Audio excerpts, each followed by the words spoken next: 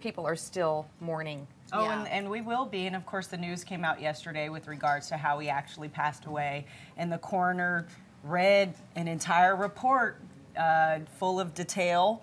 And some people are saying that maybe the media overstepped some bounds in reporting such graphic information about his death and how he died. Personally, I think the media has a responsibility to report on some of those things. Outlets would get it anyway. They do Freedom of Information Act requests to find out how he died. I think we're just living in a day and age where the media is going to report on those things.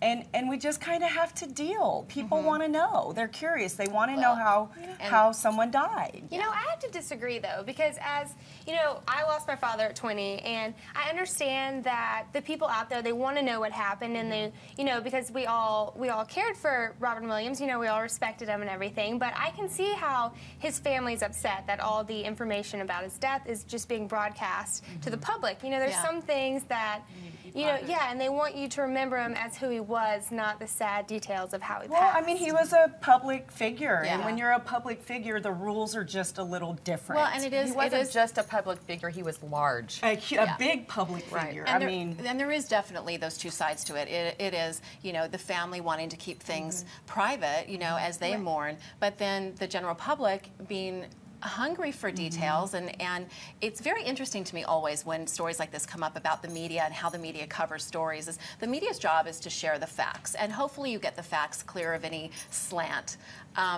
But you know, they share the facts because it's what the viewers, the listeners, the readers want to know. So it's kind of that fine line. Like how do you walk that line in the media, and hopefully they can do it respectfully. But and I think sometimes they do. Your problem is then you have people, your average Joe sitting at home getting this information, and so they get on Twitter, and I've talked about Twitter balls before, and how people will say things on the internet with anonymity that they wouldn't necessarily say to someone's face. And as a result of some of this bashing yesterday, Robin Williams' daughter Zelda actually had to remove herself from Twitter because people were bashing her dad.